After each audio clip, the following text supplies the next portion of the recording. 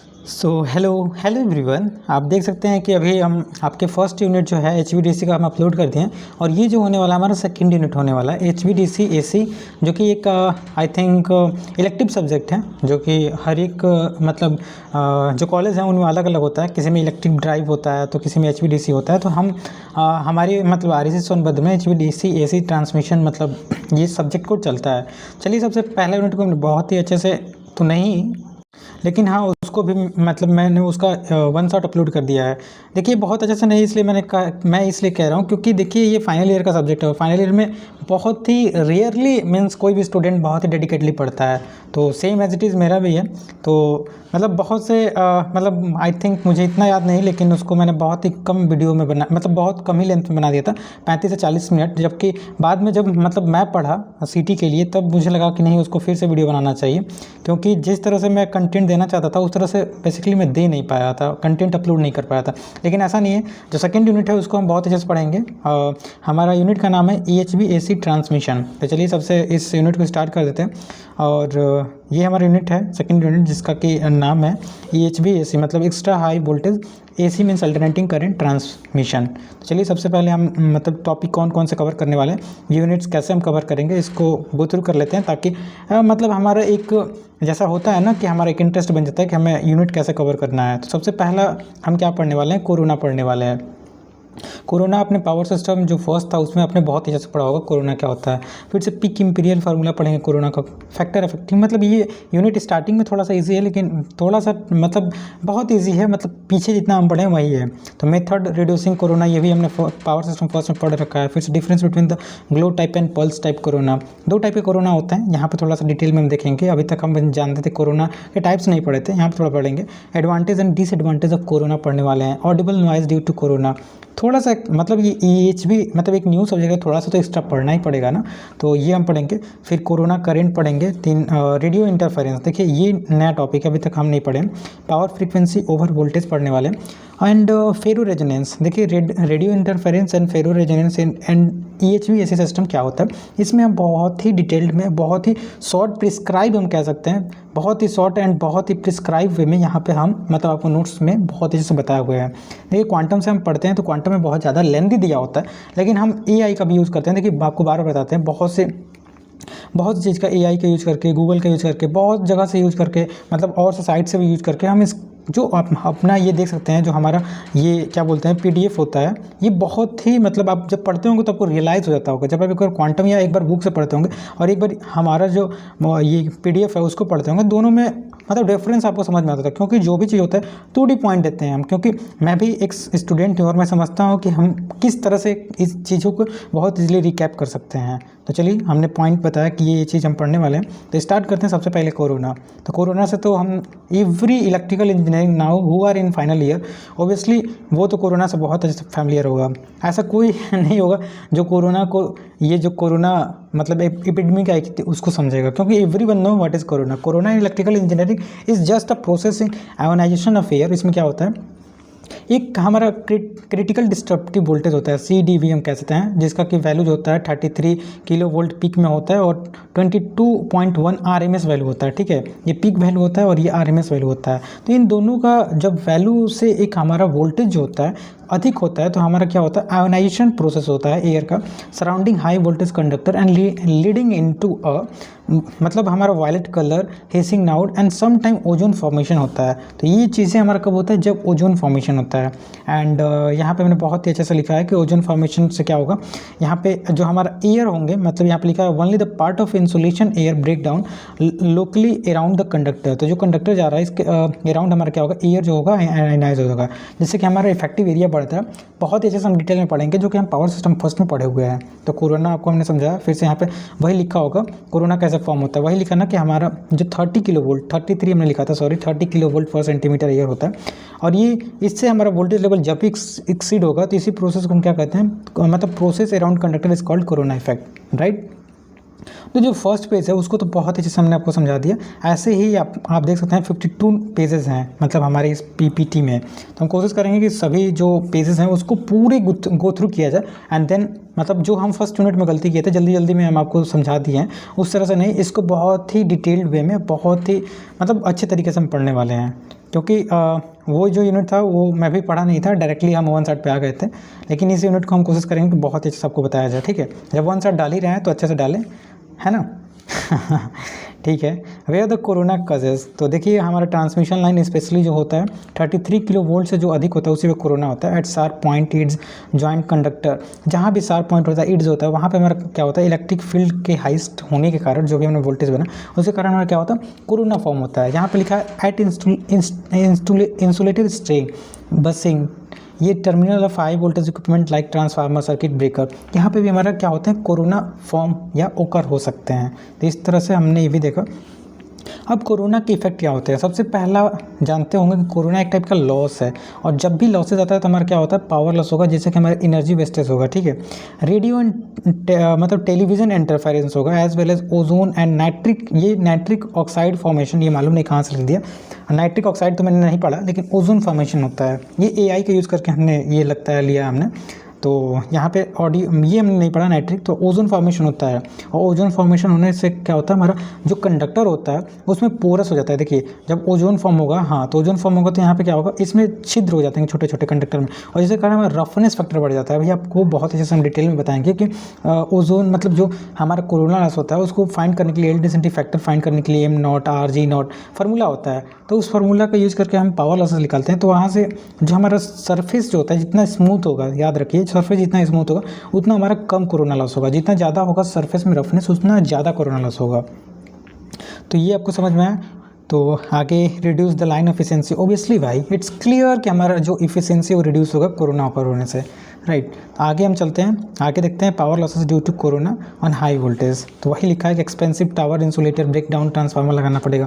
Losses होने के कारण हमारा क्या होता है, इस इतने टाइप के लॉसेज होते हैं, लाइक पावर लॉसेज होगा, नॉइज़, वही सब लिखा है कि हमें इंसुलेटर के बीच में स्पेसिंग ज़्यादा रखना पड़ेगा। मतलब यहाँ पर सब कुछ लिखा है, front effect, reactive power compensation needed.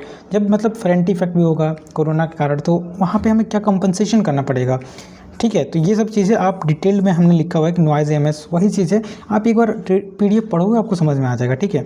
आगे चलते हैं, ये भी हमारा पेज बहुत अच्छे से हमने आपको समझा दिया, 7 पेज हम खत्म कर दिए। अब चलते हैं पीक इम्पीरियल फार्मूला, जो कि हमारा सेकंड टॉपिक था। तो पीक इम्पीरियल फार्मूला क्या होता है, peak imperial formula mostly widely used estimate the corona power loss, मतलब ये जो इम्पीरियल फार्मूला जो है इसका यूज करते हैं कोरोना लॉस को फाइंड करने के लिए। तो ये आपने देखिए पावर सिस्टम फर्स्ट में पढ़ा होगा, P = 241 × 10⁻⁵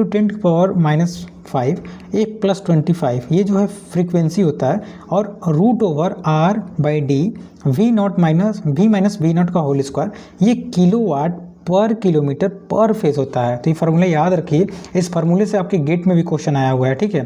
पावर सिस्टम फर्स्ट हमने पढ़ लिया, और पावर सिस्टम फर्स्ट का बहुत जल्दी हम वीडियोस भी लाएंगे। तो देखिए अगर आप थर्ड ईयर में होंगे, आप तो अभी ऑब्वियसली आप थर्ड ईयर में नहीं होंगे, ये तो फाइनल ईयर का कॉन्सेप्ट है। तो अगर फाइनल ईयर में होंगे, अगर आप गेट का प्रिपरेशन कर रहे होंगे, तो अगर आप PYQ नहीं लगाएं या PYQ लगा रहे होंगे, मैं आपको बता दूं कि जो नेटवर्क आपका है एंड जो आपका नेटवर्क एंड मशीन, तो इसके हमने अपने तरीके से, देखिए पहली बार हमने जैसे एक दिन में 10 क्वेश्चन का टारगेट लिया था, और उसको मैं रोज़ अपलोड करता हूँ। तो जो मेड इजी का बुक है उसका यूज़ करके मैंने अपलोड किया है, तो आप वहाँ से भी जाके बहुत ईजिली सभी जो PYQs हैं उस एटलीस्ट उसको समझ सकते हैं। तो जस्ट ये हमने आपको जस्ट सेक ऑफ योर मतलब extra information, I just tell you कि you can get the PYQ question also on my channel, okay. आगे चलते हैं हम। अब जो डिस्ट्रप्टिव क्रिटिकल वोल्टेज होता है उसको हम कैसे निकालते हैं, अभी हमने बताया था ना कि ये फार्मूला जो V0 होता है इसको क्रिटिकल डिस्ट्रप्टिव वोल्टेज बोलते हैं, और इसका वैल्यू हमने बताया था 30 किलोमीटर, ये पीक पे होता है। 30 किलो वोल्ट जो हम निकालते हैं, 30 किलो वोल्ट पीक होता है, और 22.1 जो होता है RMS, जो 30 है उसको √2 से हम डिवाइड करेंगे तो RMS वैल्यू हो जाता है। तो यहाँ से आई होप आपको समझ में आया होगा कि हमारा जो V0 की वैल्यू होता है वो निकालने के लिए 2.21 M0 जो होता है ये रफनेस फैक्टर होता है, डेल जो होता है एयर डेंसिटी फैक्टर होता है, R जो होता है रेडियस होता है, लॉग में D/R। तो याद रखिए ये फार्मूला डिराइव भी करते हैं पावर सिस्टम फर्स्ट में, यहाँ डेरिवेशन की कोई नीड नहीं है, ठीक है।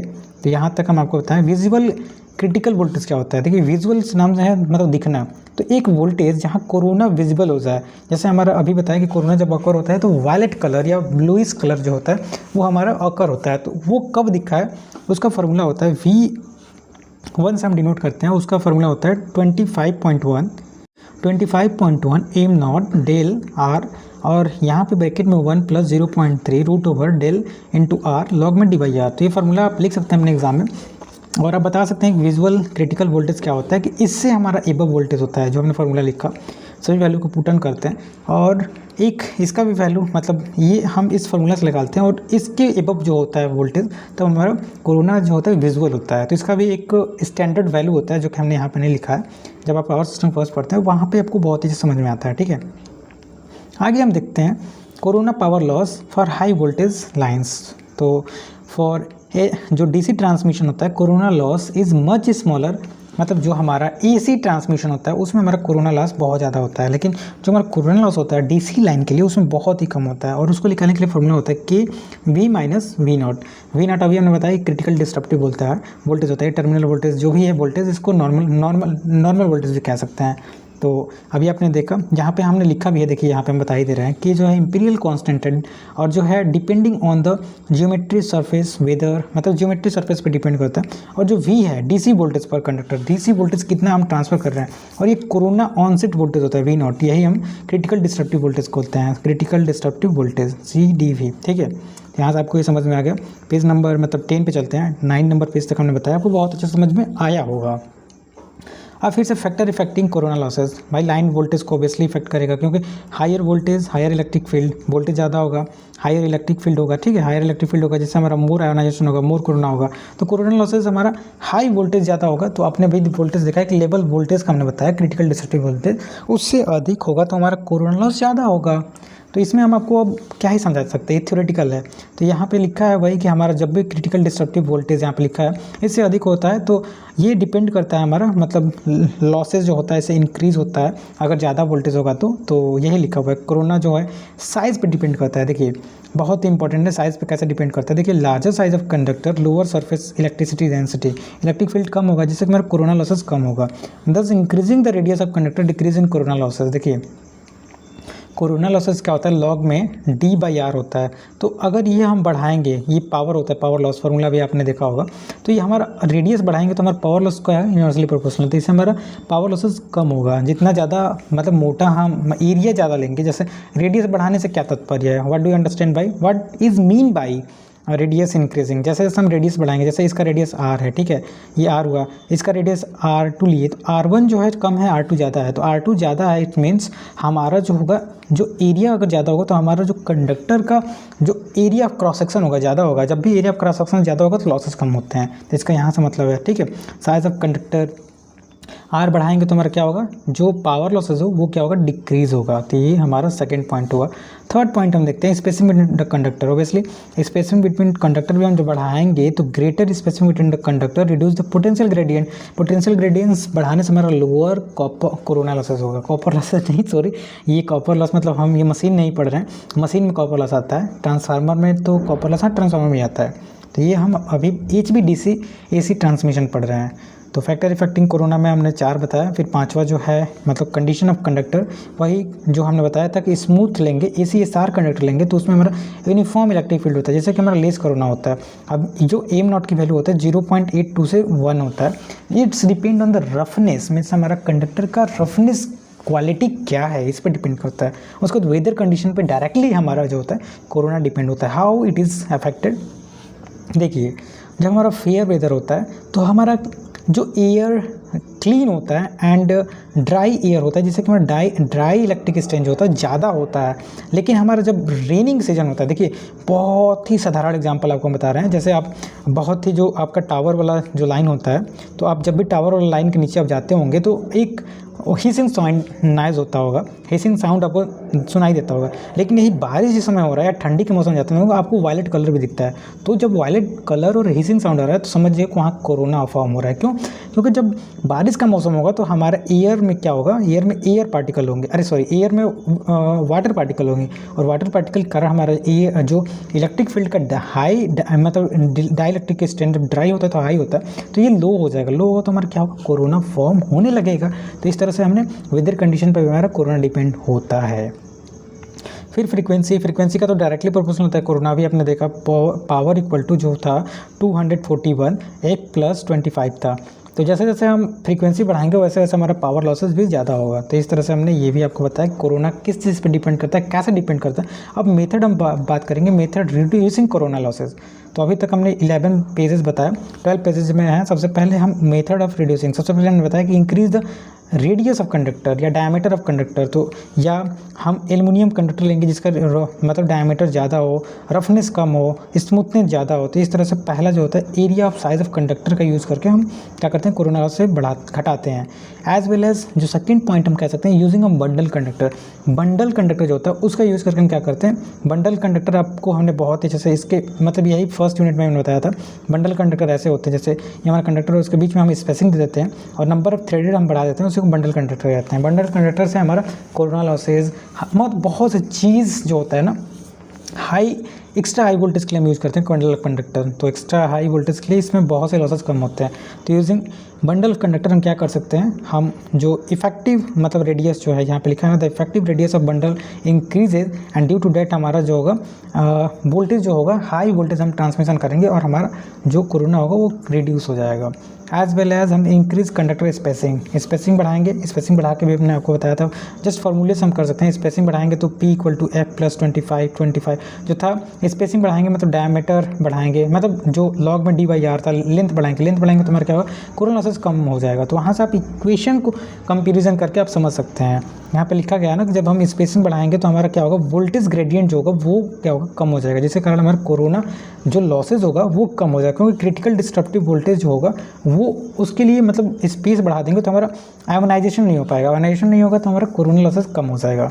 तो इस तरह से हम क्या करेंगे, कोरोना लॉस को घटा देंगे। अभी तक कोरोना के बारे में ही पढ़ रहे हैं। तो इम्प्रूव कंडक्टर स्मूथनेस, वही है, स्मूथनेस को मतलब इम्प्रूव करके हम क्या कर सकते हैं, कोरोना लॉसेस डिक्रीज़ कर सकते हैं।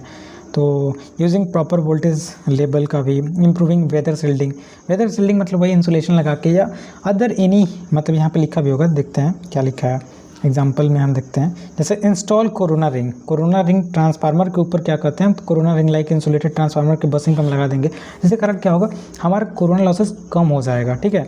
Help in reducing the local field concentration of सौर फेज। तो ये क्या करता है, हमारा हेल्प करता है जो शार्प पेड्स पे जो हमारा हाई वोल्टेज होता है और ड्यू टू वेदर कंडीशन ये क्या करता है, कोरोना मतलब रिंग लगा देते हैं ट्रांसफार्मर, जैसे कि हमारा कोरोना जो अकरेंस है वो थोड़ा रिड्यूस हो जाता है, होगा तो ज़रूर लेकिन कम हो जाएगा। ठीक है।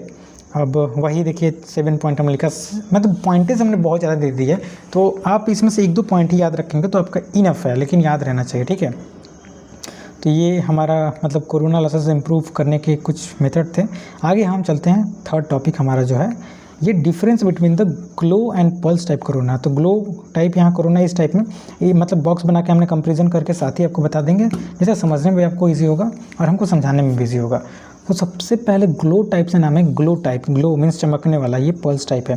तो glow type corona occurs without pulse on very thin wire generally, बहुत ही थीन वायर में भी हमारा ग्लो टाइप कोरोना ऑकर हो जाता है, लेकिन pulse type corona occur only around the large electrode conductor, तो जिसका एरिया ज़्यादा हो उसमें केवल पल्स टाइप कोरोना ऑकर होता है, लेकिन ग्लो टाइप कोरोना जो होता है थीन वायर वाले कंडक्टर में जनरली ये क्या होता है, ऑकर हो जाता है। On thin wire glow type corona occurs for both positive and negative plate, लेकिन जो थीन टाइप वायर होते हैं pulse corona occur only negative potential. तो याद रखिए कि पल्स जो टाइप कोरोना होता है वो केवल और केवल निगेटिव पोटेंशियल से होता है, ये दोनों पोटेंशियल से होता है। ठीक है।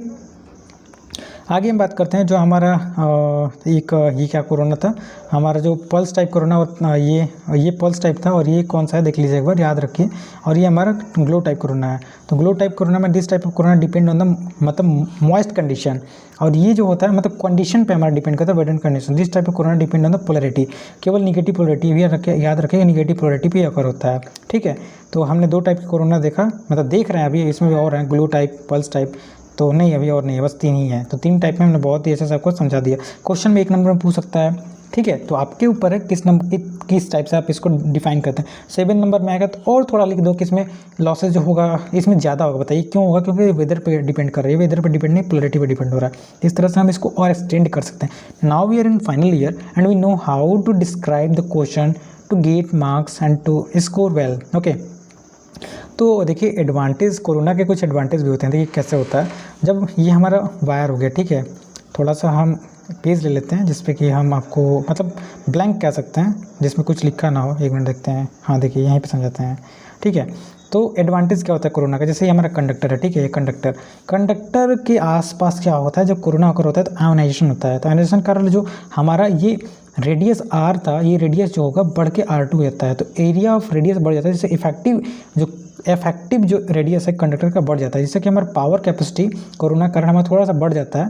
जो हमारा मतलब कंडक्टर का पावर कैपेसिटी बढ़ जाता है, एज वेल एज कुछ लॉसेज जो होते हैं वो कम हो जाते हैं। मतलब कुछ जैसे अभी पढ़ेंगे एडवांटेज क्या है कोरोना का, देखिए। और एडवांटेज क्या है, corona discharge partially ionize around the surrounding conductor और फॉर्मिंग कंडक्टर लेयर स्मूथ। तो मतलब हमारा क्या करता है, स्मूथ लेयर बनाता है जब फॉर्म होता है, और electric field reduces, voltage gradient जो होता है वो रिड्यूस हो जाएगा सरफेस का। As well as during corona जो स्पाइक होता है वोल्टेज, मतलब यहाँ पे लिखा है ना, during corona during sudden voltage surge like lightning corona discharge absorb excess energy and limit the voltage rise. मतलब जब हमारा कोरोना होता है तो ये क्या करेगा, लिमिट कर देता है the voltage rise and providing neutral protection. The जो ग्लो होता है वायलेट कलर या ब्लूइश कलर कह सकते हैं, ये क्या होता है, hissing sound around the conductor indicate over और poor design helping in the fault detection. तो कोरोना से क्या होता है, जब भी कोरोना होगा तो इसका एक सबसे अच्छा है कि ये लाइट इमिट करेगा, ब्लू लाइट, जिससे कि हम समझ जाएंगे कि यहाँ पर कोरोना हो रहा है, और इसको हम क्या कर सकते हैं, मेंटेनेंस कर सकते हैं। तो ये इसका एडवांटेज होता है, ठीक है। तो ये हमारा कोरोना का एडवांटेज। अब डिसएडवांटेज की बात कर लेते हैं। देखिए सब कुछ पॉइंट वाइज दिया हुआ है, आपको पढ़ने में भी और समझने में बहुत इजी रहता है, ठीक है। हमारा अगर आप पीपीटी देखेंगे तो बहुत ही ज़्यादा टाइम देके बनाया जाता है, ठीक है। तो part of transmitted energy wasted, obviously heat के फॉर्म में, लाइट के फॉर्म में, साउंड के फॉर्म में हमारा हीट जो होता है लॉस हो रहा है। इरेगुलर आयोनाइजेशन, हाई फ्रीक्वेंसी से कारण हमारा मतलब जो स्मूथनेस है कंडक्टर का, ओजोन फॉर्मेशन से हमारा क्या हो रहा है, वो बेकार हो रहा है। एज वेल एज कोरोना के कारण हमारा ओजोन फॉर्म हो रहा है, जैसे कि यहाँ पे फिर से नाइट्रिक ऑक्साइड बोला है। जैसे कि हमारा जो कंडक्टर है उसमें कोरोजन आता है, जैसे कि हमारा टेंसाइल स्ट्रेंथ एंड अदर जो इफिशियंसी है हमारी कंडक्टर की वो घट जाती है। तो ये हमारा हुआ अभी तक कोरोना के बारे में बहुत ही डिटेल में हमने 20 या 21 मिनट, हम 22 मिनट में हमने बहुत अच्छे से समझाया, ठीक है। अब चलते हैं अदर टॉपिक जो कि है audible noise due to corona. जो हमारा ऑडिबल नॉइज़ अभी मैंने बताया ना, हिसिंग साउंड जो होता है हमें सुनाई देता है ड्यू टू कोरोना इफेक्ट। तो यही हम समझने वाले हैं। सबसे पहला जो है जनरेशन ऑफ ऑडिबल नॉइज़। तो Audible noise originate from the rapid formation and collapse of micro discharge. मतलब जो हमारा डिस्चार्जिंग होता है या जो आयोनाइजेशन होता है उसके कारण साउंड मतलब साउंड हमें सुनाई देता है, उसी को हम ऑडिबल नॉइज़ कहते हैं। इसका मैकेनिज्म क्या होता है, when the electric field strength exist the critical destructive voltage 30 kilovolt पर सेंटीमीटर। इससे हमारा जब भी वोल्टेज एक्सटेट होगा तो हमारा क्या होगा, मॉलिक्यूल जो अराउंड मतलब कंडक्टर है वो आयोनाइज होंगे, जिसके कारण हमारा साउंड हमें सुनाई देता है। तो ये होगा हमारा मैकेनिज्म, कैसे हमारा मतलब ये सुनाई देता है। तो यहाँ पे लिखा है कि the super position of thousand of electrics, जो थाउजेंड्स ऑफ शॉक्स वेव है पर second producing the continuous hissing sound cracking the sound and इसके कारण हमारा ऑडिबल नॉइज़ हमें सुनाई देता है। तो ये हमारा कोरोना। अब कोरोना का मतलब ये जो है factor effect the Audible noise, like voltage increase होगा, अभी हमने बहुत अच्छे से आपको समझाया था। फिर वही है, देखिए कोरोना के बारे में ही डिटेल हम पढ़ रहे हैं। तो वोल्टेज बढ़ेगा, इलेक्ट्रिक फील्ड बढ़ेगा, कोरोना बढ़ेगा, नॉइज़ बढ़ेगा। रफनेस हमारा क्या होगा, इसके कारण क्या होगा, हमारा रफनेस होगा इंक्रीज होगा, roughness and dirty. As well as larger radius जो होगा वो क्या होगा, अगर रेडियस ज़्यादा रखेंगे तो इलेक्ट्रिक फील्ड कम बनेगा, जैसे कि लेस नॉइज़ होगा। तो आप समझ सकते हैं अपने से भी, हमने बहुत अच्छे से डिटेल्ड यहाँ मतलब जैसे हम आपको PDF प्रोवाइड करते हैं ना, यहाँ से आपको बहुत ही कम चांस है कि ऐसे आपको बहुत ही शॉर्ट्स नोट्स कह सकते हैं याद करने के लिए बहुत ही मतलब ईजी होता है। तो इस तरह से आप देख सकते हैं, आगे भी देख सकते हैं फैक्टर कैसे कैसे इफेक्ट हमने बहुत अच्छे से समझा दिया है। लाइक वेदर में हमारा रेन होगा, फॉग होगा, ह्यूमिडिटी होगा, तो हमारा क्या होगा, हमारा जो होगा इसमें हमारा जो एयर का डेंसिटी फैक्टर या डेंसिटी फैक्टर कहते हैं वो डिक्रीज हो जाएगा, जिससे कि हमारा कोरोना जो होगा इंक्रीज हो जाएगा। आगे हम बात करते हैं कैरेक्टरिस्टिक ऑफ ऑडिबल नॉइज़। तो फ्रीक्वेंसी रेंज जो होता है 100 hertz about 100 kilo hertz, mostly जो होता है वो बिलो 5 किलो हर्ट्ज हम मतलब फ्रीक्वेंसी रेंज हम ऑडिबल नॉइज़ के मतलब होती है, जो सुनाई देती है, मतलब यहाँ पे वही लिखने की इसका तात्पर्य है, इट्स मीन्स ओके।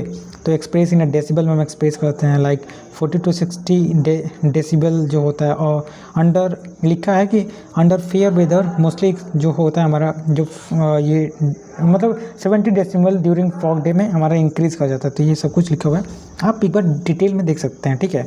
ये थोड़ा AI का यूज़ किया गया है तो कुछ एक्स्ट्रा इन्फॉर्मेशन भी दे दिया है, ठीक है।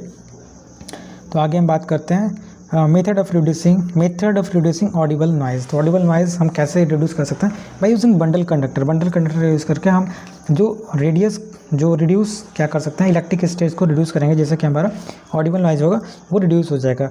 हम क्या करेंगे, स्मूथ कंडक्टर, क्लीन कंडक्टर का यूज़ करके हम क्या कर सकते हैं, ऑडिबल नॉइज़ को कम कर सकते हैं। कोरोना रिंग्स ग्राइंडिंग का यूज़ करके, जो ग्रेडिंग होता है रिंग का यूज़ करके हम क्या कर सकते हैं, जो ऑडिबल नॉइज़ इफेक्ट होता है उसको कम कर सकते हैं, ठीक है। तो इस तरह से हम जो कोरोना का ऑडिबल नॉइज़ है उसको हम रिड्यूस कर सकते हैं। आगे हम बात करते हैं कोरोना करंट। कोरोना करंट क्या होता है? कोरोना करंट यहाँ पे लिखा हुआ है कि when the electric field intensity around the high voltage conductor exceed the electric, मतलब वही CDV क्रिटिकल डिस्ट्रक्टिव वोल्टेज हमारा एक्सीड करेगा तो क्या होगा, वो हमें एक वायलेट लाइट, वही हिसिंग साउंड हमें कोरोना के फॉर्म में हम जानते हैं। During this phenomena small current through the ionize air. तो जब कोरोना फॉर्म होता है तो उसके आसपास हमारा एक बहुत ही स्मॉल करंट हमारा फ्लो होता है, उसी को हम कोरोना करंट कहते हैं, ठीक है। आई होप आपको समझ में आ रहा हो। हाँ, सो नाउ आगे हम पढ़ते हैं। आगे हम रेडियो इंटरफेरेंस, यहाँ से हमारा बिल्कुल नया टॉपिक की स्टार्ट हो जाता है, तो प्लीज़ यहाँ से ध्यान दीजिए। यहाँ से हम एक एक लाइन बहुत ही अच्छे से पढ़ने वाले हैं। तो when corona occur on the high voltage transmission line it produce irregular electric discharge that emit electromagnetic wave, and that wave जो होता है उसकी जो रेडियो फ्रीक्वेंसी होती है, रेंज जो हम लेते हैं 0.15 से 30 मेगाहर्ट्ज़ लेते हैं, और जिसको हम रेडियो इंटरफेरेंस, मतलब एक ये क्या कहता है, इंटरफेरेंस क्रिएट करता है, मीन्स बाधा, हिंडरेंस क्रिएट करता है। यहाँ पे लिखा है इरेगुलर इलेक्ट्रिक डिस्चार्ज। तो यहाँ पे लिखा है कि दिस इलेक्ट्रोमैग्नेटिक वेव, याद रखिए जिस इलेक्ट्रोमैग्नेटिक वेव इंटरफेयर लिखा है, हमारा radio and communication signal causing the disturbance on the noise. And देखिए, सबसे पहले हम आपको बताते हैं, जब हम ट्रांसमिशन करते हैं आपको मालूम होगा जो सबसे ऊपर वाला वायर होता है उसमें इलेक्ट्रिसिटी फ्लो नहीं होता है, ये कम्युनिकेशन के लिए हम यूज़ करते हैं। तो जब हमारा वोल्टेज ज़्यादा होगा और इरेगुलर वोल्टेज होगा, जो वोल्टेज हमारा जो फ्लो होता है ये टावर का नीचे वाला वायर से यूज़ होता है, ठीक है। तो ये हमारा क्या होता है, इससे हमारा इंटरफेरेंस होता है, जब हमारा इलेक्ट्रोमैग्नेटिक वेव क्रिएट होता है, जिसके कारण कि हमारा रेडियो जो कम्युनिकेशन सिग्नल है उससे क्या होगा, डिस्टर्बेंस क्रिएट होगा। और ये जो होगा हमारा जो AM वेव है, मतलब जो एम्पलीट्यूड मैग्नीफिकेशन हम कह सकते हैं, ये वेव है जो टेलीविज़न वायर है, मतलब इसके जो हमारा वेव है वो डिस्टॉर्टेड होंगे, डिस्टॉर्शन में इंटरफेरेंस उसमें क्रिएट होगा, और इसको हम रेडियो इंटरफेरेंस कहते हैं। This effect is called radio interference. Corona induce radio noise, मतलब कोरोना ओकर होने से हमारा क्या होगा, वोल्टेज लेवल इंक्रीज होगा, जिससे कि लॉसेस होता है, और ये जो होता है हमारे जो इरेगुलर इलेक्ट्रिक फील्ड डिस्चार्ज होता है, इसके कारण हमारा क्या होता है, रेडियो इंटरफेरेंस क्रिएट होने लगता है।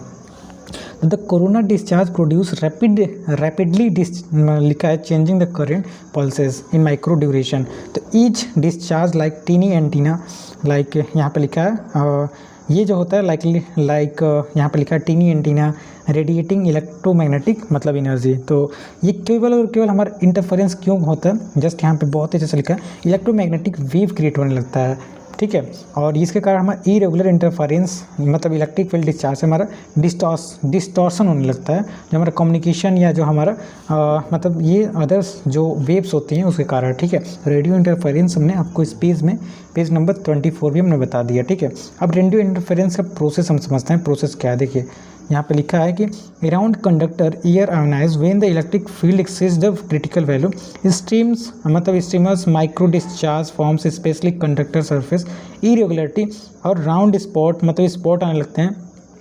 वाटर ड्रॉपलेट मतलब डिस्चार्ज होता है, तो आपने देखा कि मतलब इसके कारण ह्यूमिडिटी जब एयर में होती है तो उससे मतलब जब डिस्चार्ज होता है तो वाटर ड्रॉपलेट्स बनते हैं एक्सेट्रा। और ईच माइक्रो यहाँ पे लिखा है कि ईच जो micro discharge causes sharp current pulse और produce the broad band electromagnetic wave, ठीक है। यहाँ से हमने बहुत ही जैसे देखा कि जो ये पल्सेस हैं जो सुपर इम्पोज करते हैं spread around the year and generating radio frequency noise, और जिसके कारण हमारा लॉसेस होता है जो कि इंटरफेरेंस करता है जब भी हमारा जो कम्युनिकेशन लाइन ऊपर वाला टावर पे होता है, इससे हमारा क्या होता है इलेक्ट्रोमैग्नेटिक क्रिएट होने से इसमें हमारा इंटरफेरेंस क्रिएट होने लगता है जो कि हमारा कम्युनिकेशन सिग्नल होता है।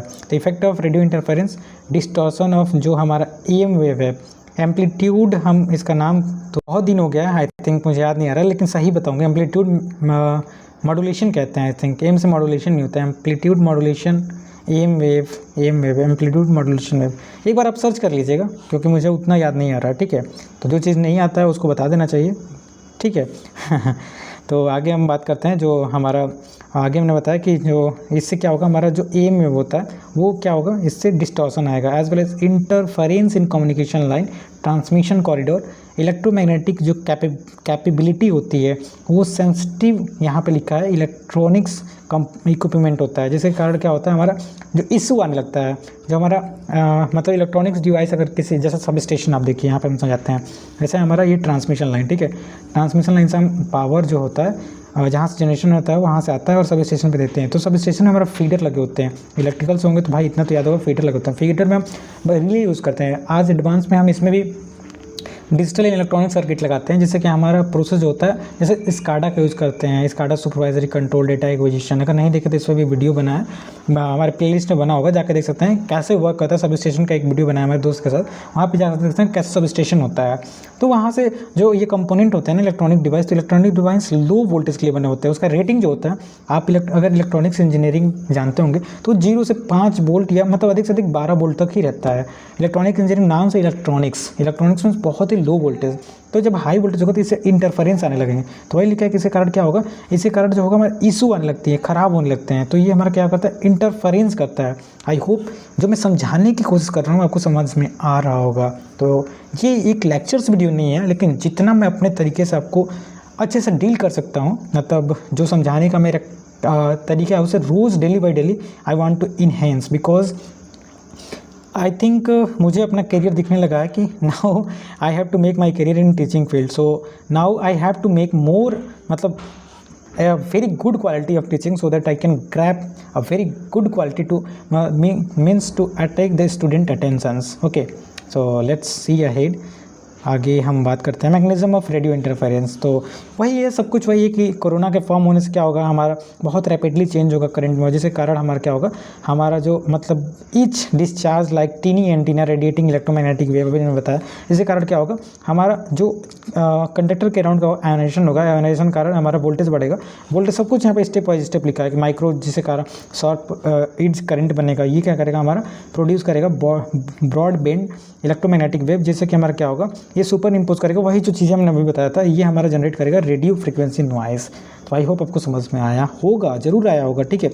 आगे मेजरमेंट ऑफ रेडियो इंटरफेरेंस, मतलब मेज़र कैसे करते हैं, यहाँ पे डिटेल में दिया हुआ है कि जो हमारा रेडियो इंटरफेरेंस जो होता है usually measure in micro volt, और लिखा है is in decibel dB, micro volt decibel हम इसको यूज़ करते हैं। और ये जो होता है 1 micro volt known as 1 micro volt is known as decibel micro volt के नाम से हम जानते हैं। Standard measurement is done in radio noise meter, याद रखिएगा रेडियो नॉइज़ मीटर का यूज़ करके हम रेडियो इंटरफेरेंस मेज़र करते हैं। इसको मेज़र करने के लिए हमने आपको यूनिट्स बता दिया, आई होप आपको समझ में होगा, ठीक है। अब बात करते हैं कैरेक्टरिस्टिक ऑफ रेडियो इंटरफेरेंस। तो impulsive radio pulse of short duration, ये जो होता है शॉर्ट ड्यूरेशन के लिए होता है मोर फॉर्म निगेटिव पोलरिटी लाइन। तो ये ज़्यादातर जो रेडियो इंटरफेरेंस होता है वो निगेटिव पोलरिटी पे, अभी हमने ग्लो टाइप पढ़ा था कोरोना, और आपने एक और टाइप का कोरोना पल्स टाइप पढ़ा था। तो जो ग्लो टाइप था वो मतलब दोनों पोलरिटी पे काम कर रहा था, लेकिन ये दोनों मतलब ये जो होता है वेदर पे भी डिपेंड, अभी हमने देखा ये केवल निगेटिव ही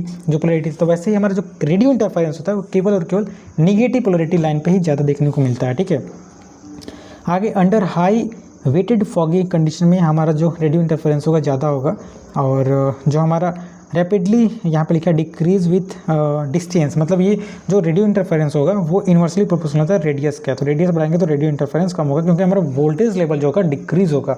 तो आई होप अभी तक केवल और केवल कोरोना से रिलेटेड ही पढ़ रहा है, ये चीज़ें आपको समझ में आ रहा होंगी। इतना टफ भी नहीं है, क्रिटिकल भी नहीं है, कोई ये मतलब एकदम थ्योरेटिकल है, कहानी की तरह मैं समझा रहा हूँ। आई होप आपको समझ में आ रहा होगा। अगर आप सच में समझना चाहते हैं तो आई होप जिस तरह से मैं आपको समझाते जा रहा हूँ वन बाई वन, आप देख सकते हैं कि अभी हम पेज नंबर 29 पे आ गए हैं, 30 पेज नंबर होने वाले हैं।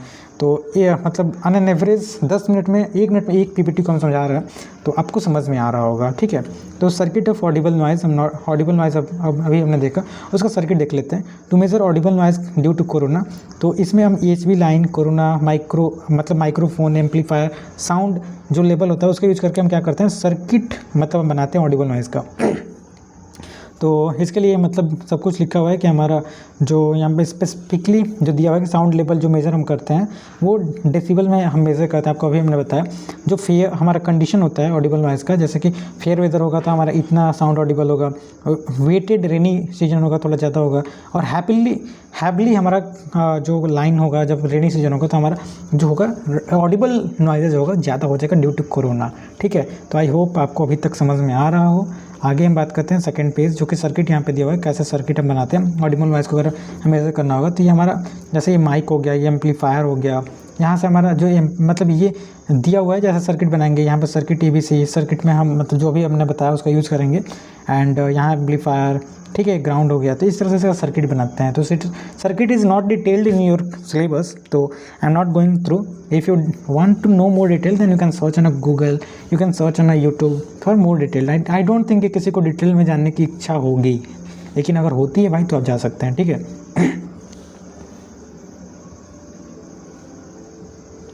ऑलराइट, तो आगे हम देखते हैं हमारा origin of over voltage to switch, ठीक है। तो origin of over voltage due to switching, तो स्विचिंग क्या होता है, जैसे आपके घर में भी स्विच होगा तो उसको ऑन ऑफ करते हैं तो उसी को स्विचिंग करते हैं। उसके कारण क्या होता है, जब भी हमारे सर्किट में इंडक्टर या कैपेसिटर होगा तो इंडक्टर के कारण LdI/dt होता है, और कैपेसिटर के कारण dV/dt होता है। तो नीचे टाइम आता है, देखिए थोड़ा सा हम समझाना चाहते हैं, जो हमारे सर बहुत अच्छे समझाते हैं। L इक्वल टू क्या होता है, L इक्वल टू dI/dt होता है, L इंटू dI/dt। तो यहाँ पे नीचे टाइम आ रहा है, तो आप स्विचिंग करेंगे, तुरंत ऑन करेंगे, तुरंत ऑफ करेंगे, तो टाइम टेंस टू 0, जब टाइम टेंस टू 1.0 होगा तो इन्फिनिटी, तो बहुत ही कम समय के लिए बहुत ज़्यादा हाई वोल्टेज जनरेट होता है, उसी को हम ट्रांजिएंट कहते हैं। तो इसी को स्विचिंग कहते हैं, जिसमें कि हमारा हाई वोल्टेज, यहाँ पर लिखा है ना, हाई वोल्टेज AC/DC सिस्टम हमारा क्या होता है, स्विचिंग का टाइम ऑपरेट होता है, जैसे कि हमारा during short duration surge lasting in microsecond. और वो हमारे जो अगर ज़्यादा स्विचिंग करेंगे तो हमारे इक्विपमेंट जो लगे होते हैं उसको मतलब डिस्ट्रॉय कर सकती है, ख़राब कर सकती है, डैमेज कर सकती है ना।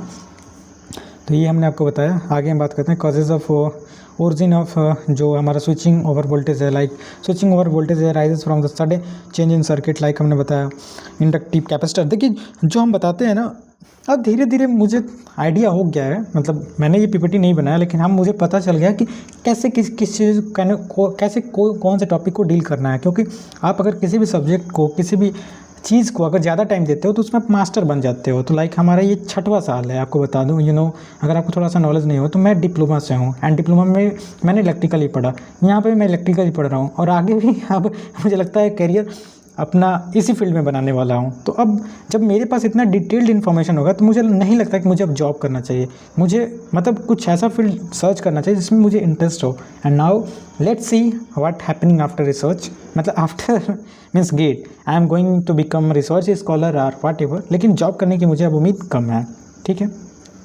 ये थोड़ा सा मैं अपने बारे में बता दें, क्योंकि आप भी फाइनल ईयर में होंगे, ऑब्वियसली ये वीडियो देख रहे होंगे, तो थोड़ा अपने आप को भी एनालिसिस करो कि आप किस फील्ड में आगे हो, एंड जिस फील्ड में आप आगे हो उसी फील्ड में करियर बनाओ। चारों तरफ भटकने से अच्छा है कि एक फील्ड चुनो और उसमें लग जाओ। मैंने बहुत अपने लाइफ में एक्सपीरियंस फील किया। On the behalf of that I am just telling, because I already tell you कि ये जो है फाइनल ईयर का सब्जेक्ट है, और फाइनल ईयर में सब लोग जो होते हैं बहुत ही ज़्यादा मतलब ओवर थिंकर हो जाते हैं अपने करियर को लेके। तो करियर के बारे में ज़्यादा मत सोचिए, अपने आप को एनालिसिस कीजिए, बहुत इंपॉर्टेंट था, एंड देन जो भी करना है यू कैन डिसाइड। आगे बात करते हैं career of origin of switches और voltage, like switching over inductive circuit. Inductive circuit वही हमने बताया कि V इक्वल टू LdI/dt होता है, जैसे कि हमारा टाइम होता है और हम मतलब बहुत स्विचिंग करेंगे तो हमारा क्या होगा, ट्रांजिएंट क्रिएट होगा, वही इसमें लिखा होगा।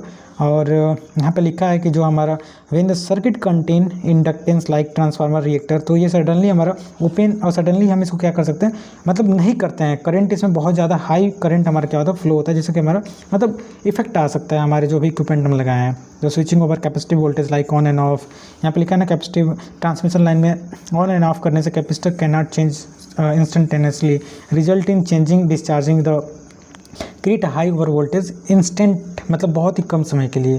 तो इस तरह से switching over capacitor, switching over inductor भी हमने आपको बताया। कॉजेज ऑफ ओरिजिंग, मतलब कॉजेज जो होता है क्या होता है इसके कारण जो स्विचिंग हम करते हैं ओवर वोल्टेज में। तो load rejection, when the large load is suddenly disconnected from the generator transformer, ये क्या होता है, बहुत ही लार्ज लोड अचानक से हम घटाएंगे या बढ़ाएंगे तो हमारा सडन ड्रॉप होगा, और इसके कारण क्या होगा, राइज एट द जनरेटर या जो हमारा मोटर होगा, और इससे क्या होगा हमारा transformer terminal due to system capacitance. तो ये इसके कारण क्या होगा, ट्रांजिएंट क्रिएट होगा। तो इस आगे हम बात करते हैं ferro resonance, when the non linear inductor like transformer core interact with system capacitance it can causes sudden over voltage. This phenomena is rare but dangerous. वही ये जो होता है, मतलब अचानक हम लोड को घटाएंगे बढ़ाएंगे तो ये हमारे जो सिस्टम लगे हुए हैं उसमें हमारा डेंजरस हो सकता है, ठीक है। तो ये हमने देखा, ठीक है। तो आगे आप देख सकते हैं switching of long transmission line, long transmission line में कैसे हमारा स्विचिंग ओवर वोल्टेज होता है। तो ये सब कुछ आप अपने से भी पढ़ सकते हैं, क्योंकि हम वीडियो का लेंथ नहीं बढ़ाना चाहते हैं। कुछ नया टॉपिक जो है उसको हम मतलब डिटेल में थोड़ा सा आपको डिटेल्ड मतलब गो थ्रू कर देते हैं, जिससे कि अच्छा रहेगा। कुछ चीज़ें अगर मैं स्किप करता हूँ वो आप अपने से देख सकते हैं। तो power frequency over voltage in extra high voltage transmission line, तो पावर जो frequency over voltage is sustain in increasing the voltage above the rated voltage occurring the normal system जो हमारा होता है 50 हर्ट्ज जो होता है इंडिया में, यूजुअली लास्ट फ्यू सेकंड के लिए होता है, बहुत ही ट्रांजिएंट होता है, यहाँ पर लिखा है ना ट्रांजिएंट, और बहुत ही कम समय के लिए होता है जो भी हमारा स्विचिंग ओवर वोल्टेज होता है। तो ये हम पावर फ्रीक्वेंसी भी देख लिए, फ्रीक्वेंसी भी बढ़ता है थोड़ा सा बहुत समय के लिए, लाइक यहाँ पे लिखा है कि power frequency over voltage mainly occur due to abnormal system in operation and they are low 50 Hz in India, not transient surge। मतलब ये जो होता है फेनोमेना लो फ्रीक्वेंसी मतलब फेनोमेना है और not transient as a surge, ठीक है। तो ये आपने फ्रीक्वेंसी का भी देखा। आगे जो इसके कारण क्या होता है, इसमें भी लोड रिजेक्शन, फ्रंट इफेक्ट आता है। फ्रंट इफेक्ट आपने पढ़ा होगा कि जब हमारा सेंडिंग वोल्टेज होता है, सेंडिंग में अगर 5 वोल्टेज हम भेज रहे हैं, लॉसेस कम होगा और मतलब 6 वोल्टेज जो हो जाए सेंडिंग वोल्ट का रिसीविंग इनपुट बढ़ जाता है, इसको हम फ्रंट इफेक्ट कहते हैं, just because of capacitance in transmission line. तो आप इतना तो यार जागरूक क्या अवेयर हो ही गए होंगे फ्रंट इफेक्ट क्या होता है। यहाँ पे हम क्या ही आपको बताएं, अगर लिखा है तो मैं आपको समझा देता हूँ। When the long transmission line, जब अंडर लोड या लाइट लोड कंडीशन पे जब ओपन सर्किट होगा तो उसमें receiving end voltage become higher than the sending end voltage is called front effect. तो ये केवल और केवल किसके कारण होता है, कैपेसिटेंस एंड इंडक्टिव, ये इंडक्टिव नहीं होगा, यहाँ कैपेसिटिव इफेक्ट के कारण होता है, ठीक है। तो आगे हम पावर फ्रीक्वेंसी में सबसे मतलब कॉजेज क्या होता है, रेजोनेंस क्रिएट होता है, और जिसके कारण हमारा क्या होता है, यहाँ पे रेजोनेंस लिखा है only when the system inductance and capacitance resonance circuit power frequency, at power frequency हमारा रेजोनेंस क्रिएट होगा, जहाँ पे एक्सेल इक्वल टू एक्सिस हो, एक्सेल इक्वल टू एक्सिस होगा, मतलब जो इंडक्टिव रिएक्टेंस होगा कैपेसिटिव रिएक्टेंस के बराबर होगा, तभी हमारा रेजोनेंस क्रिएट होगा। ग्राउंड फॉल्ट और अनबैलेंस कंडीशन क्रिएट होगा हमारा मतलब पावर फ्रीक्वेंसी के कारण। Sudden disconnection of heavy inductive load as well as, आगे हम बात करें तो ये हमारा मतलब ओवर फ्रीक्वेंसी कारण था। अब हम बात करते हैं over voltage causes bye interruption कैसे होता है, लाइक इन हाई वोल्टेज, यहाँ लिखा है कि high voltage extra high voltage जब हम when circuit breaker interrupt low magnitude inductive current like magnetization current of transformer reactor over voltage it can appear across the breaker. और ये क्या करता है, हमारा जो कंपोनेंट्स होते हैं although the magnitude is very small, बहुत ही कम समय के लिए होता है लेकिन बहुत ज़्यादा होता है, जिसके कारण हमारा कुछ इफेक्ट आता है, लाइक ट्रांजिएंट रिकवरी जो होता है ना वोल्टेज, जो ट्रांजिएंट वोल्टेज होता है बहुत ज़्यादा, उसके कारण टिपिकल सिचुएशन आते हैं, लाइक ओवर वोल्टेज मेनली इसमें हमारा जब भी हमारा switching over voltage frequency over voltage होगा तो switching unloaded transformer, disconnecting of shunt reactor, de energize of long transmission line, इसके कारण ये सब हमारे क्या होते हैं इफेक्ट दिखने लगते हैं। Hence the current to be interrupt is low, highly inductive, meaning is lag voltage significantly। तो यहाँ पे लिखा है, आप समझने की कोशिश कीजिए क्या लिखा है। Note here the current to be interrupt is low, जो इंटरप्शन होता है करंट का लो बट हाईली इंडक्टिव होता है, और ये क्या होता है, मतलब इंडक्टिव होगा तो हमारा वोल्टेज क्या होगा, सिग्निफिकेंटली जो होगा वो लैगिंग हो जाएगा, लैग्स हो जाएगा मतलब करेंट जो होगा लैग हो जाएगा वोल्टेज, जैसे कि हमारा सिस्टम का जो स्टेबिलिटी हो जाएगा ना वो लॉसेज होने लगते हैं। तो ये हमारा मतलब इसका रीज़न होता है। अब over voltage causes by the interruption, physical mechanism of reason like current interruption, arc formation, energy stored in inductance. तो ये सब चीज़ें आप अपने से भी पढ़ सकते हैं। एनर्जी स्टोरेज क्या होता है, हाफ LI स्क्वायर, ये सब चीज़ें आप जानते ही होंगे यार, फाइनल ईयर में हो, फाइनल ईयर वाले स्टूडेंट तो इतना तो आइडिया लग ही गया होगा, ठीक है। Over voltage causes by the interruption, इसमें सब कुछ लिखा हुआ है। Current chopping formula, phenomena, formula नहीं, चॉपिंग क्या होता है, जैसे देखिए हमारा एक टर्मिनल यहाँ, इन दोनों में हमारा क्या हुआ है, जहाँ मान के चलिए यहाँ पे फॉल्ट अकर हुआ तो बहुत ही ज़्यादा वोल्टेज, ट्रांजिएंट वोल्टेज होगा। तो हम क्या करेंगे, जब AC हमारा, ध्यान सुनिए, ये हम डिप्लोमा के नॉलेज से बता रहे हैं, आपके मतलब बीटेक में भी होगा, लेकिन बीटेक में हमने करंट चॉपिंग अभी तक नहीं उतना डिटेल पढ़ा है। वहाँ पर पढ़े थे जो हमारा AC होता है, देखिए AC जो होता है वो जो होता है साइनसोइडल होता है, एक टाइम बाद ये 0 होता है, हर एक मतलब 180 पे हमारा 0 होगा। तो करंट चॉपिंग क्या होता है, करंट हमारा ट्रांजिएंट बहुत ज़्यादा बढ़ रहा है, तो जब 0 होता है ना, अभी एक समय बाद 0 होगा, तो उसी समय पे इसको हम चॉप कर देंगे, मतलब इसको डिस्ट्रीब्यूट कर देंगे, इसको चॉप मतलब काटना होता है ना, इसको चॉप कर देंगे, इसके जो मैग्नीट्यूड है उसको मतलब चॉप कर देंगे, इधर उधर कर देंगे, मतलब बिखेर देंगे, डिस्टॉर्ट कर देंगे। तो इससे हमारा क्या होगा, जो हमारा सिस्टम में मतलब जो ट्रांजिएंट आने के कारण जो लॉसेस थे या जो पॉसिबिलिटी कि हमारा जो इक्विपमेंट लगाए हैं हाई वोल्टेज के कारण मतलब बेकार हो जाएंगे, उसको हम चॉप कर देंगे, तो उसका जो एम्पलीट्यूड है, एम्पलीट्यूड याद रखिएगा, वो कम हो जाएगा। तो ये केवल और केवल कहाँ से नॉलेज आता है, जब आप बहुत चीज़ों को डिटेल्ड ओरिएंटेड होकर और बहुत ही डिटेल्ड में पढ़ने की और नॉलेजेबल बनने की कोशिश करते हैं तब आती है, अदरवाइज़ बहुत ही मुश्किल हो जाता है। ये बहुत ही बड़ा सिलेबस होता है हमारा इलेक्ट्रिकल में। आप पावर पढ़ोगे तो मशीन बोलोगे, मशीन पढ़ोगे तो कंट्रोल पढ़ोगे, math, machine, power electronics, power system, digital electronics, क्या पढ़ोगे, क्या समझोगे भाई। तो बहुत ही ज़्यादा अपने आप को कंसंट्रेट एंड बहुत ही ज़्यादा मतलब अच्छा लगता है मुझे इलेक्ट्रिकल पढ़ना। आई होप आपको भी अच्छा लग रहा होगा, लेकिन हाँ कंसिस्टेंसी मेंटेन करना पड़ता है। अगर चाहेंगे कि आप एक साथ बहुत काम कर लें, इलेक्ट्रिकल अगर आपका ब्रांच है, कोडिंग भी कर लें, मतलब CS फील्ड का भी देख लें, इधर भी देख लें, तो मुश्किल है। तो थोड़ा थोड़ा मैं बोल देता हूँ on the behalf of my own experience. तो प्लीज़ जो भी बोलता हूँ इसको आप निगेटिव वे में न लें, क्योंकि on the behalf of experience से बोलता हूँ, क्योंकि डिप्लोमा एंड बीटेक दोनों का अब एक्सपीरियंस हो रहा है, एंड आगे तो मैं अब एक्सपीरियंस शेयर करने वाला ही बनूंगा। इतना तो पता हो गया, मुझे सुनने वाले बहुत लोग होंगे, क्योंकि मैं उस तरह का मेहनत करने जा रहा हूँ, बहुत ही डिवोटली अपने आप को कुछ मतलब ऐसी जगह देने जा रहा हूँ जहाँ हमें लोग सुनेंगे ही। मेरा काम ही होगा लोगों को सुनाना, मीन्स लोगों को नहीं, स्टूडेंट्स को सुनाना। तो आप समझ गए होंगे मैं आगे अपनी कैरियर जो है हायर स्टडी में ही सोच रहा हूँ, ठीक है। और वहाँ जब हायर स्टडी में आप करियर बनाते हैं तो आपको अब जॉब से मतलब जो एक मोह माया होता है दूर होना पड़ता है। तो रीस्ट्राइकिंग एंड री इग्निशन क्या होता है, रीस्ट्राइकिंग क्या होता है, देखिए रीस्ट्राइकिंग जैसे ये हमारा वोल्टेज जो होगा, जैसे ये हमारा वोल्टेज है AC वोल्टेज, तो ये हमारा वोल्टेज जो इधर बढ़ना चाहिए ना, इधर जैसे हमारा फ्लो हो रहा है, लेकिन रीस्ट्राइक कर देगा, ट्रांजिएंट आएंगे तो इधर थोड़ा आके और ये मैग्नीट्यूड बढ़ जाएगा। तो रीस्ट्राइकिंग वोल्टेज उसे कहते हैं।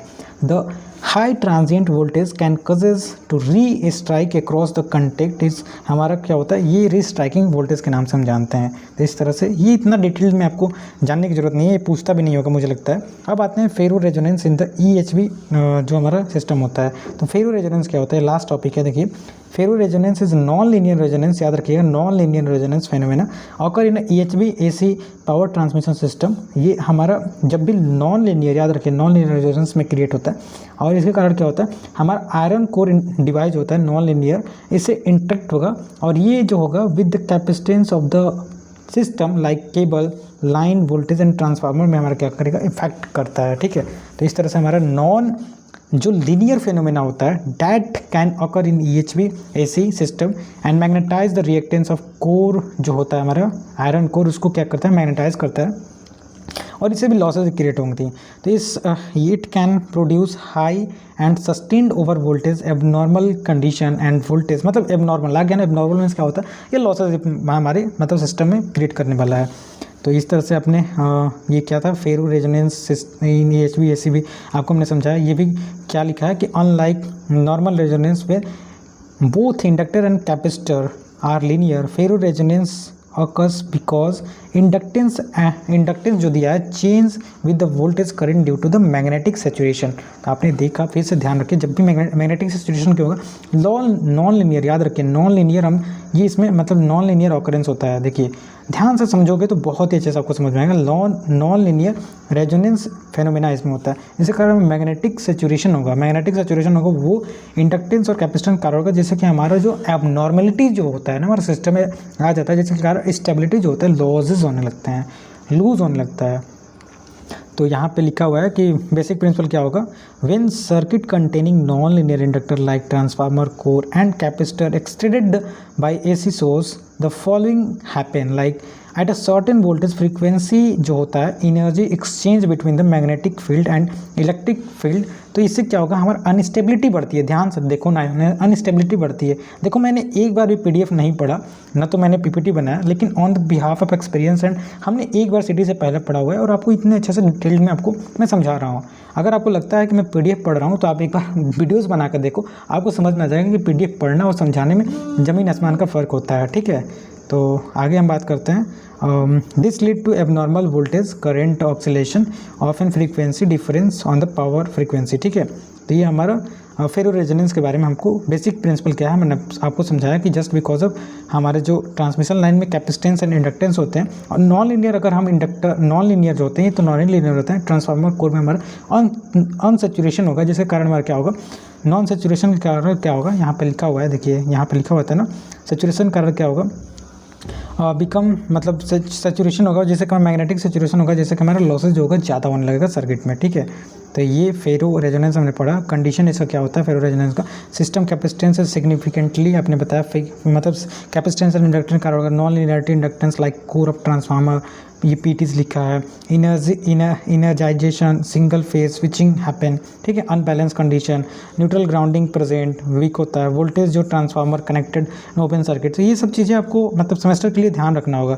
लाइक यहाँ फेरो रेजोनेंस सिस्टम का एचवी ट्रांसमिशन का जो है सर्किट दिया हुआ है, आप समझ सकते हो कि हमारे ये मतलब इस स्टार में कनेक्टेड है, मतलब दो हमारे सिस्टम है ये जो है स्टार में कनेक्टेड हैं। और आगे आप देख सकते हो ये सर्किट मेरे को नहीं मैंने पढ़ा, लेकिन ये पीपीटी में ऐड है तो आप भी देख सकते हो, बना सकते हो। ठीक है, अब इसके बारे में मुझे पता ही नहीं तो मैं क्या आपको समझाऊं। ठीक है, तो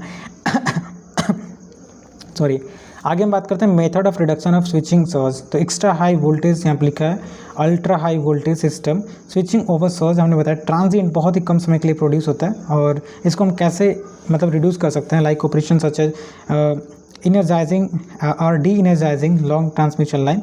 लाइक हम क्या क्या यूज़ कर सकते हैं, स्विचिंग ऑफ शंट रिएक्टर। देखिए शंट रिएक्टर कैपेसिटेंस ट्रांसफार्मर में मतलब रिएक्टर का यूज़ कर सकते हैं। जैसे देखिए हमारा वोल्टेज अगर इनहेंस हो रहा है, लाइक यहाँ हमारा सेंडिंग एंड है, ये सेंडिंग एंड है और रिसीविंग एंड, ध्यान समझिएगा, सेंडिंग एंड रिसीविंग एंड कि ड्यू टू कैपेसिटेंस, ये हमारा क्या होता है, ड्यू टू कैपेसिटेंस हमारा क्या होता है, यहाँ पर सेंडिंग एंड वोल्टेज जो होता है रिसीविंग एंड से बढ़ जाता है। इसी कारण हम इसमें क्या लगाएंगे, शंट मीन्स पैरेलल में एक और इंडक्टर ऐड कर देंगे, तो हमारा क्या करेगा, जो वोल्टेज बढ़ा है उसको हमारा क्या करता है, शंट रिएक्टर यूज करेंगे। याद करिए शंट रिएक्टर यहाँ पे कैपेसिटर नहीं, रिएक्टर, कैपेसिटर के कारण बढ़ रहा है तो शंट रिएक्टर ऐड कर देंगे, कंपनसेट कर देगा। जो वोल्टेज यहाँ पे 6 से 7 हो रहा है तो इसको ये कंपनसेट कर देगा। तो यही क्या करेंगे हम यूज करते हैं, मतलब जो भी हमारा ट्रांजिएंट होता है उसको कम करने के लिए।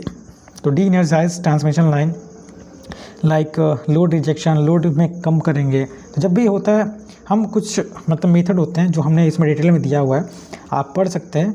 तो ये हम क्या करते हैं, इसका यूज़ करके हम क्या करते हैं, हम मतलब जो स्टेबिलिटी डिस्टर्ब हुई थी उसको हम मतलब इम्प्रूव करने की कोशिश करते हैं। ठीक है, therefore several engineering operational method employed to reduce switching over voltage. तो स्विचिंग सर्ज को हम रिड्यूस करने के लिए बहुत से मेथड यूज़ करते हैं। लाइक कॉजेज ऑफ स्विच, मतलब इसके कॉजेज क्या होते हैं, सडन चेंज हमने बताया था, सडन चेंज करेंगे तो हमारा स्विचिंग सर्च होगा। Opening closing of inductive capacitive circuit as well as load में अचानक से बढ़ाना घटाना, लाइन इनर्जाइज री इनर्जाइज करने, इसी कारण हमारा क्या होगा, हमारा जो होगा ये क्रिएट होगा search over voltage. Method of reducing of switching search में हम बात कर रहे हैं। सबसे पहले हम शंट रिएक्टर, अभी बताया हमने, शंट रिएक्टर का ऐड करके जो वोल्टेज में राइज हो रहा था उसको हम क्या करेंगे, कम कर देंगे। तो यही इसमें डिटेल में दिया हुआ है कि जो कनेक्टेड लाइन और लॉन्ग ट्रांसमिशन EHV लाइन, तो हम उसको क्या करेंगे, इनर्जाइज एंड जो लोड में रिजेक्शन करेंगे, और हम इसमें शंट रिएक्टर का यूज़ करके जो वोल्टेज बढ़ रहा है उसको हम डिक्रीज़ करेंगे। लाइक सीरीज रिएक्टर का हम यूज़ करेंगे। सीरीज रिएक्टर मीन्स जो सीरीज रिएक्टर का हम यूज़ कब करेंगे, purpose inserted series reactance to limit the rate of rise of current. Like देखिए, अगर हमारे ये मतलब सीरीज रिएक्टर, मतलब रिएक्टर जो होता है आप जानते होंगे इंडक्टेंस को ही रिएक्टर कहते हैं, इसको सीरीज में हम ऐड करते हैं, क्योंकि अगर मान के चलिए वोल्टेज मतलब करंट चेंज हो रहा है तो करंट हमारा सीरीज में सेम होता है, तो इसमें हम इंडक्टेंस लगा लेंगे। तो इंडक्टेंस एक लंबा वायर होता है जो कि इसको हम मतलब इंडक्टेंस के फॉर्म में, मतलब कॉइल के फॉर्म में बस बना देते हैं, इसको हम इंडक्टेंस कहते हैं। ये हमारे चेंज को क्या करता है, कम करता है। आप जानते होंगे इंडक्टर जो होता है वो जो मतलब इंटेंस चेंज ऑफ करंट को हमारा क्या करता है, अपोज करता है इंडक्टेंस। कैपेसिटेंस क्या होता है, वोल्टेज को, इंटेंस वोल्टेज चेंज को ये अपोज करता है। यहाँ से ये सब कुछ आपको बताया कि हम मतलब सीरीज रिएक्टर या शंट कैपेसिटर का यूज करके, या VAR जो वोल्टेज एम्पियर जो मतलब वोल्टेज एम्पियर जो रिएक्टेंस होता है उसका यूज करके, या SVC का यूज़ करके, शंट कैपेसिटेंस जो भी है वोल्टेज का यूज़ करके हम क्या कर सकते हैं, जो स्विचिंग ओवर वोल्टेज या ग्राउंडिंग का, प्रॉपर ग्राउंडिंग का यूज़ करके हम क्या कर सकते हैं, स्विचिंग ओवर सर्ज वोल्टेज को हम रिड्यूस कर सकते हैं। तो यहाँ पे जैसे यहाँ पे और भी सिस्टम है, लाइक टेक्निक है प्री इंस्टॉलेशन रजिस्टर इन सर्किट। रजिस्टर भी ऐड करेंगे तो हमारा क्या होगा, ये भी पावर को क्या करेगा, एब्जॉर्ब करेगा, जैसे कि हमारा जो सर्ज जनरेट हो रहा था उसको क्या करेगा, कम करेगा। कंट्रोल्ड स्विच का यूज करके हम क्या करेंगे, कंट्रोल स्विच सिंक्रोनस मोटर में लाइक बहुत टाइप के स्विच होते हैं, लाइक मिनिमाइज इनरस करंट को मतलब इंप्रूव करने के लिए हम क्या करेंगे, स्विचिंग सर्ज मतलब उसको रिड्यूस कर सकते हैं। वाइडली यूज इन EHV जो सर्किट ब्रेकर होता है उसमें हम यूज़ करते हैं। और resistor capacitor RC damping circuit का यूज करके प्रोटेक्टिव डिवाइस लाइक आप जानते होंगे जो सर्ज अरेस्टर होता है, सर्ज अरेस्टर याद रखिए, सर्ज अरेस्टर जो होता है मेटल ऑक्साइड वर्सेटाइज का बना होता है, MOV कहते हैं, जिसका पर्पज़ होता है क्लैम्प वोल्टेज जो होता है सेफ लेवल पे मेंटेन करके रखना। और ये जो होता है वोल्टेज जो होता है उसको एक थ्रेशोल्ड वोल्टेज जो होता है उससे एक्सीड नहीं होने देता है। इस तरह से हम मतलब जो भी टाइम देख सकते हैं, एक बार time 55 minute, oh my God, ठीक है। तो इस तरह से हम क्या करते हैं, अपने जो वोल्टेज जो होता है उसको कंपनसेट करते हैं या इम्प्रूव करते हैं। Principle of half wave transmission, तो इन एक्स्ट्रा हाई वोल्टेज और ultra high voltage the power transmission system length of the transmission line play major role determining the electric behaviour. तो इलेक्ट्रिक बिहेवियर को आप जानते होंगे length से ही या level of transmission voltage के हम मतलब हम डिसाइड करते हैं कौन सा एक्स्ट्रा हाई वोल्टेज है, कौन सा अल्ट्रा हाई वोल्टेज है। When transmission line become comparable significant जो वेवलेंथ है, पावर जो है हमारा फ्रीक्वेंसी जो होता है 50 hertz exhibit the distribution of parameter it's behave like मतलब transmission line not a simple circuit. तो ऑब्वियसली सिंपल सर्किट की तरह बिहेव नहीं करता है। तो यहाँ पे लिखा है कि half wave transmission line is a special cases होता है, special case when the electric length of the line जो होता है उसको हाफ कर देते हैं। वेवलेंथ जो होता है half of the wavelength system और सेम फ्रीक्वेंसी होता है उसी को हम क्या कहते हैं, half wave transmission line. Half wave transmission line में लास्ट हम चल रहे हैं, देखिए हमारा 52 था। हाफ वेव ट्रांसमिशन लाइन में जो हमारा हाफ वेव ट्रांसमिशन लाइन जो इलेक्ट्रिक जो लेंथ होता है वो इक्वल टू 180 होता है और ये बीटा एल के बराबर होता है। Beta L equal to 180 degree होता है। तो इसको हम इलेक्ट्रिक जो हाफ वेव लेंथ जो होता है, ध्यान रखिए, बहुत ध्यान रखिए, इलेक्ट्रिक जो हाफ वेव लेंथ होता है is one whose electric length is equal to beta into L 180 degree के बराबर होता है। और बीटा इक्वल टू आप जानते होंगे 2πf upon beta equal to 2πf upon 2 into V होता है। तो 1 v अपॉन एफ जो होता है लेमडा के बराबर होता है। तो 2π beta equal to 2π by lambda हम कहते हैं, जहाँ लेमडा जो है वेवलेंथ है एंड जो एल है फिजिकल लेंथ ऑफ लाइन है। तो v इक्वल मतलब हमारा लेमडा इक्वल टू v/f होता है। तो यहाँ से वेलोसिटी हम एक रफ आइडिया बता सकते हैं कि v जो होता है, अगर हम इंडिया में बात करें तो वेलोसिटी ऑफ लाइट जो है 3 × 10⁸ और 50 रखेंगे तो हमारा 600 किलोमीटर। तो सो हाफ वेव लाइन जो होता है 2 से हम डिवाइड कर देंगे तो इसका जो मतलब एक मतलब डेटा जो होता है 300 किलोमीटर थ्योरेटिकली होता है, लॉन्ग थ्योरेटिकली होता है। तो यहाँ से आप समझ सकते हैं जो लास्ट पेज हम पढ़ रहे हैं ये हमारा propagation constant beta equal to, आप जानते होंगे पहले भी पढ़े होंगे, EMFT में पढ़ेंगे, beta equal to 2π by lambda होता है, 2π बाई लेमडा। बीटा अभी हमने बताया कि जो हाफ वेव कंडीशन, याद रखिएगा कंपैरेटिव एग्जाम में पूछ सकता है हाफ वेव कंडीशन क्या होता है। तो जहाँ बीटा एल जो लेंथ होता है वो 180 डिग्री के बराबर हो, यहाँ पे वोल्टेज एंड करंट इन जो होता है VS इक्वल टू VR, मतलब VS VR के बराबर हो जाए, IS जो IR के बराबर हो जाए, तो वोल्टेज और करंट इंड होता है। और ये वोल्टेज रेगुलेशन आप जानते ही होंगे, वोल्टेज रेगुलेशन तो अनेकों बार पढ़े होंगे कि change in differences of voltage from sending into receiving end is known as हमारा वोल्टेज रेगुलेशन होता है। और ये हमेशा कम होना चाहिए क्योंकि हमारा डिफरेंस जितना ज़्यादा होगा उतना हमारा स्टेबिलिटी लॉस होगा, तो जितना कम होगा उतना हमारा अच्छा होगा। तो इस तरह से आपका जो सेकंड यूनिट है हमने बहुत अच्छे से मतलब कुछ समझाने की कोशिश किया। तो आपका second unit is just ended. So if you like this video then don't forget to share please, and content अच्छा रहेगा तो आप सब्सक्राइब जरूर करोगे. Thank you.